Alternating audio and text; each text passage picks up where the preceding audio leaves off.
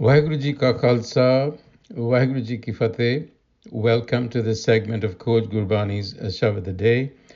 Our recitation for the day is Sri Rag Mahalla Tija.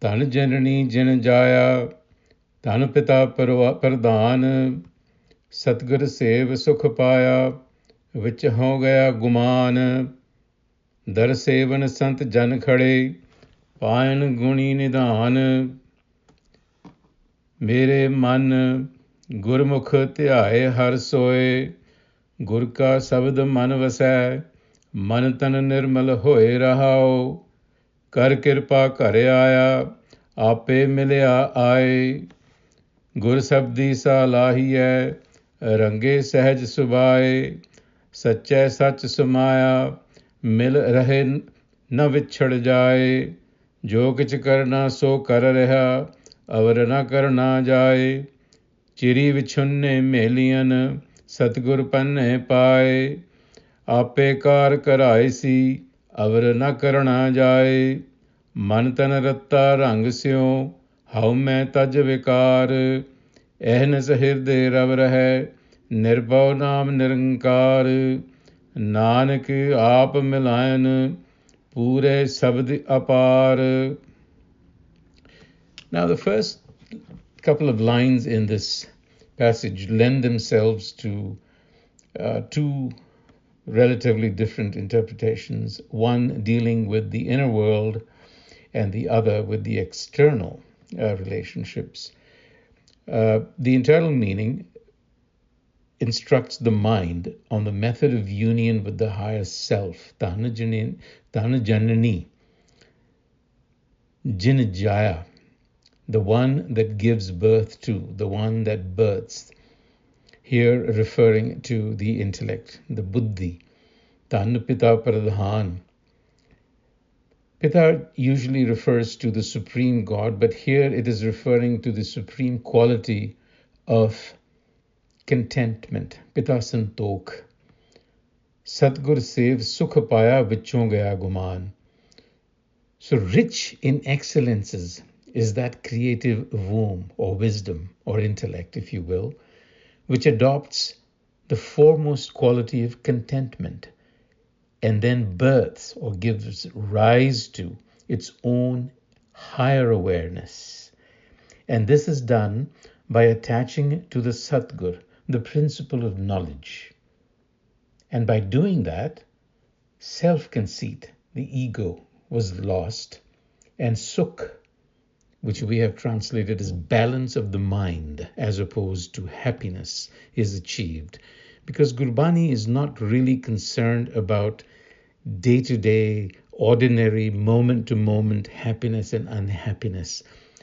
These things just come and go according to Gurmat. What we are trying to achieve is to stop the velocity of the inner mind and bring it to an equilibrium. That is the sukh.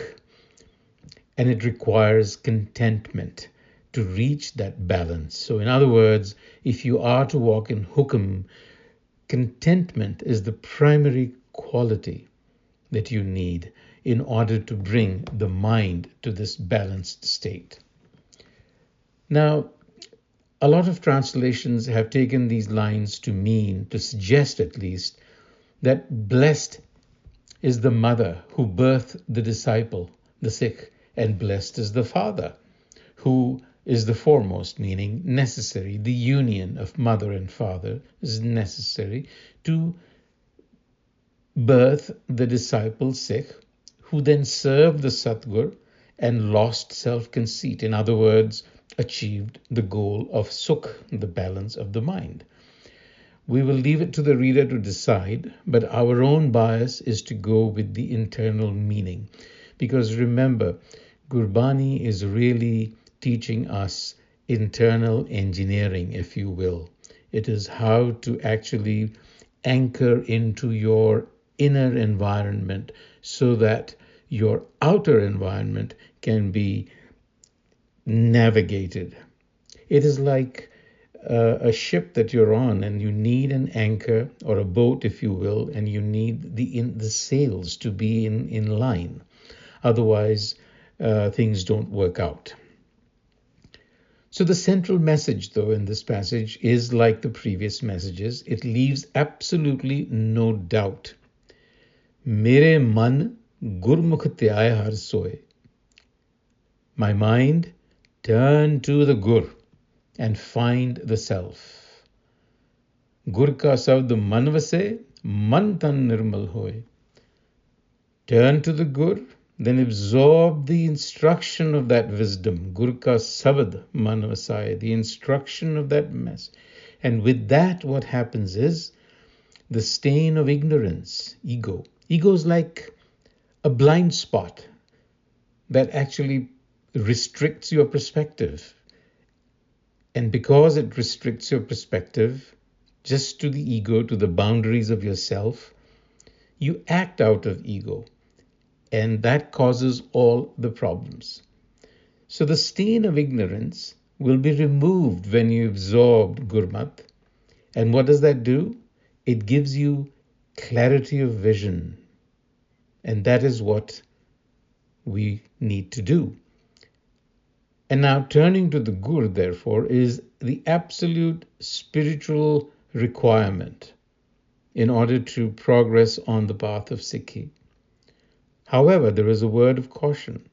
The best that we can do is to be prepared and to be receptive. Ape kar karaisi avar na karana jaye. Ape itself, it's referring to the higher self. It engages itself. It cannot be forced. So when this engagement happens, is difficult to tell. That is why we call it grace or nadar. When it happens, it happens. The best we can do is remain prepared. With that thought, until the next time, Vaheguru Ji Ka Khalsa, Vaheguru Ji Ki Fateh.